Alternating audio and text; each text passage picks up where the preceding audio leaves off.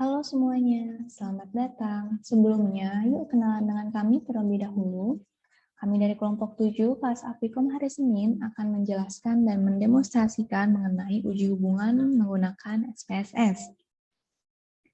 Nah, SPSS menyediakan beberapa fasilitas untuk menguji korelasi yang terbagi menjadi dua, yaitu analisis bivariat dan korelasi parsial.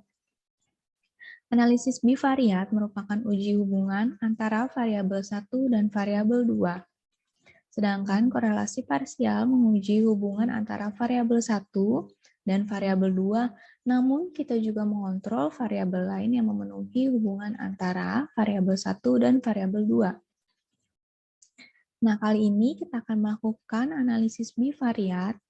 Analisis bivariat ini terdiri dari 3 jenis, yaitu Pearson correlation, Spearman rank correlation, dan Kendall-Stau correlation. Nah, ini terbagi menjadi 2 jenis, yaitu analisis parametrik dan analisis non-parametrik. Yang termasuk ke analisis parametrik adalah Pearson correlation, sedangkan yang termasuk ke dalam analisis non-parametrik adalah Spearman rank correlation dan Kendall-Stau correlation. Oke, kita lihat di sini, kita akan menguji mengenai apakah terdapat hubungan antara academic motivation dengan self-regulation. Sebelumnya, kita akan coba melakukan uji asumsi untuk melihat apakah seluruh persyaratan terpenuhi untuk dilakukan uji parametrik, yaitu menggunakan Pearson correlation. Terdapat 4 asumsi yang harus dipenuhi apabila ingin menggunakan uji parametrik menggunakan Pearson correlation. Yang pertama adalah variabelnya terdiri dari 2 variabel yang masing-masing berjenis kontinu, baik skalanya interval ataupun rasio. Yang kedua adalah tidak terdapat nilai outlier. Yang ketiga adalah data pada setiap variabel terdistribusi normal. Dan yang terakhir adalah hubungan antar variabel linear. Kita lihat asumsi yang pertama, yaitu apakah variabelnya terdiri dari dua jenis variabel kontinu. Nah, kita lihat variabel yang pertama merupakan academic motivation. Academic motivation merupakan variabel kontinu dengan jenis skala interval. Kemudian variabel yang kedua merupakan self-regulation. Nah, self-regulation merupakan variabel kontinu dengan jenis skala interval. Baik, karena kedua variabel merupakan variabel kontinu, maka asumsi pertama terpenuhi.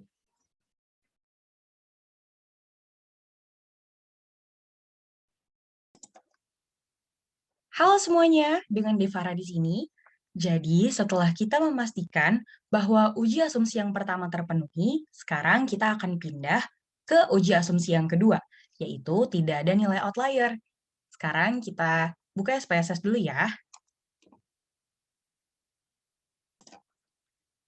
Oke, sekarang aku udah buka SPSS, dan datanya udah aku siapin juga. Jadi buat teman-teman yang mau mengerjakan lewat SPSS, jangan lupa datanya disusun terlebih dahulu ya. Oke, untuk menguji apakah ada outlier atau enggak, nilai outlier atau enggak, kita bisa cek dengan klik Analyze, kemudian pilih Descriptive Statistics. Setelah itu, dari sekian banyak pilihan yang ada di sini, teman-teman bisa klik Explore, dan pilih item yang mana yang mau diuji. Karena tadi pertanyaannya, academic motivation, apakah terdapat hubungan antara academic motivation dengan self-regulation, teman-teman bisa klik AM total atau academic motivation dan SR total, self-regulation.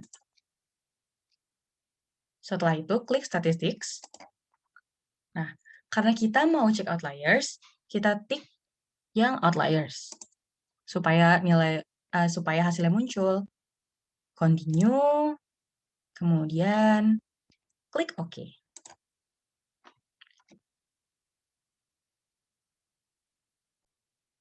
Setelah klik OK, akan muncul data seperti ini. Kita scroll ke bawah supaya kita ketemu.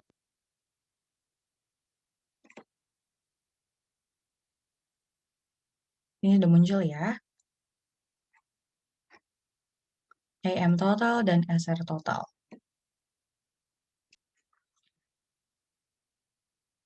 Bisa teman-teman lihat bahwa hasil uji data outlier pada variabel self-regulation menunjukkan bahwa tidak terdapat data outlier. Di sini ya, nggak ada apa-apa nih, berarti tidak ada data outlier.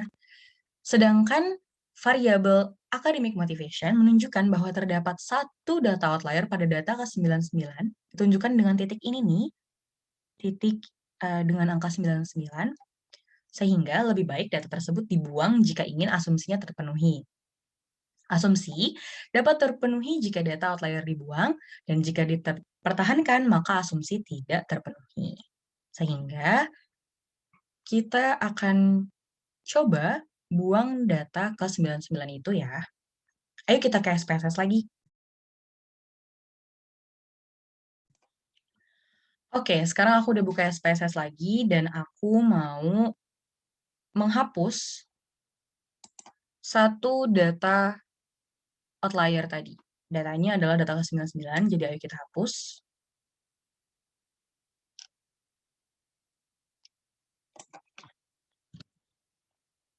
Oke. Ini udah jadi di hanya ada 99 data ya, teman-teman. Sekarang, kita cek lagi dengan cara yang sama seperti tadi. Klik Analyze, kemudian Descriptive Statistics, kemudian klik Explore. Ini masih ada yang tadi, jadi jangan lupa ya teman-teman, dimasukkan item dari yang mau kalian uji. Jadi yang tadi aku pilih adalah AM total atau Academic Motivation Score total, dan Self-Regulation Score total juga. Statistiknya dipastikan dulu, outlier sudah ditik, continue, kemudian klik OK.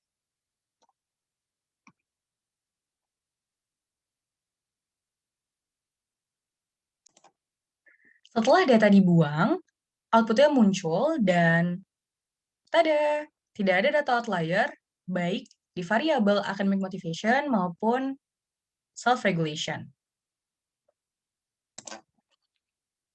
Setelah data dibuang, hasil uji data outlier pada kedua variabel menunjukkan bahwa tidak ada data outlier, sehingga asumsi yang kedua juga terpenuhi.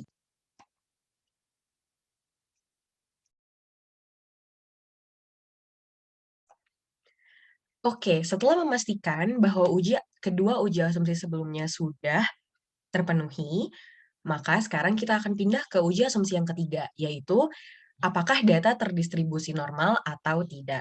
Sekarang kita buka dulu ya SPSS-nya. Oke, SPSS sudah terbuka, dan sekarang yang harus kita lakukan adalah kita klik Analyze, lalu pilih Descriptive Statistics, kemudian pilih Explore. Setelah Explore terlihat seperti ini, kita masukkan item yang ingin dicek normalitasnya, yaitu Academic Motivation, total score-nya dimasukkan, kemudian total score dari self-regulation. Nah, kalau tadi kita klik statistik, sekarang kita klik plots ya. Klik, kemudian kita pilih ini menjadi histogram, kemudian kita pilih untuk menguji normalitas, normality plots with task. Diklik seperti ini. Continue. Oke deh.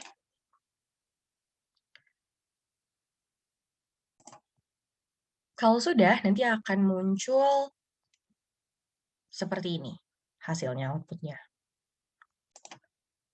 Nah, teman-teman, bisa dilihat ya di sini, hasil uji distribusi normal dengan Kolmogorov-Smirnov untuk variabel motivasi akademik menunjukkan nilai signifikansi 0,200, yang artinya sig lebih besar daripada 0,05. Hal ini menunjukkan tidak adanya perbedaan distribusi data penelitian yang dimiliki dengan distribusi normal, sehingga dapat disimpulkan bahwa data academic motivation terdistribusi dengan normal. Kemudian, hasil uji distribusi normal dengan Kolmogorov-Smirnov untuk variabel regulasi diri atau self-regulation menunjukkan bahwa signifikansinya adalah 0,186, artinya lebih besar dari 0,05. Sehingga dapat disimpulkan bahwa kedua variabel dapat disimpulkan bahwa kedua variabel adalah terdistribusi normal. Sehingga uji asumsi 3 adalah terpenuhi.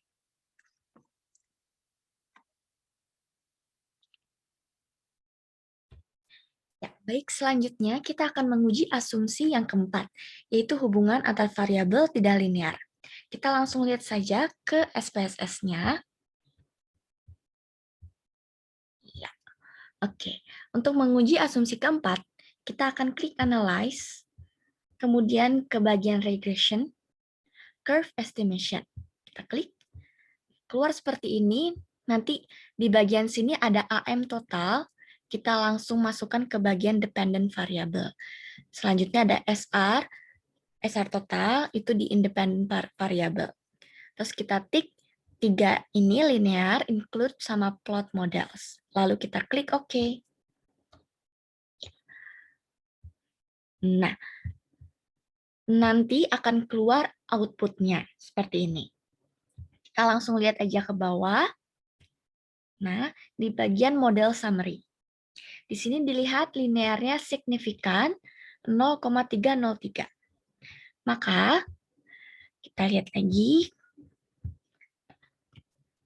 Iya. Maka, hasil uji linearitas antar variabel menunjukkan bahwa p-value signifikan 0,303. Dia lebih besar dari 0,05. Artinya HO diterima, HA ditolak. Ini menunjukkan bahwa tidak terdapat perbedaan hubungan antar kedua variabel dengan hubungan berbentuk kurva, hubungan yang tidak linear. Maka hubungan antar variabel tidak linear. Asumsi tidak terpenuhi. Asumsi 2 dan 4 tidak terpenuhi, maka uji hubungan akan dilakukan kembali dengan Spearman rank correlation.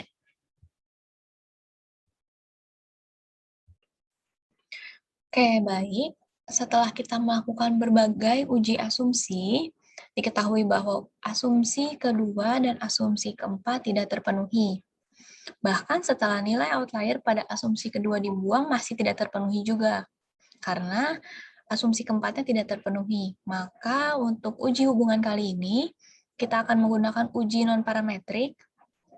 Kita akan menggunakan Spearman rank correlation. Nah, di awal tadi sudah dijelaskan bahwa terdapat 2 uji yang termasuk ke dalam uji non-parametrik, yaitu Spearman rank correlation dan Kendall-Stau correlation. Yang membedakan antara Spearman rank correlation dan Kendall-Stau correlation adalah jumlah data yang akan diuji. Jika jumlah datanya besar, yaitu kira-kira lebih dari 50 data, maka digunakan Spearman rank correlation.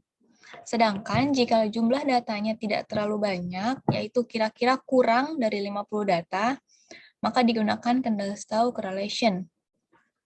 Nah, kita lihat pada datanya kita lihat ada lebih dari 50 data, maka kita akan menggunakan Spearman rank correlation. Nah, caranya adalah kita klik Analyze di sini, terus kita ke bagian correlate, terus bivariate, kemudian kita masukkan, oke, kita ulang di sini ya. Kita lihat, kita masukkan untuk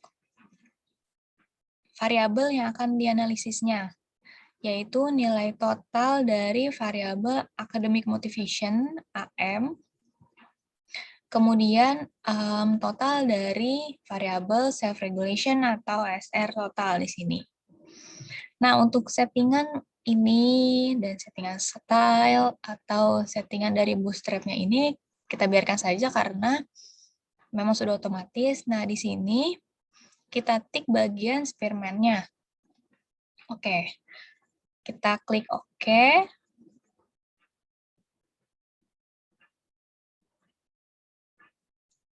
Oke, kita lihat di sini output-nya. Untuk output-nya sudah terlihat ya, di sini ada signifikansi di sini sebesar 0,377.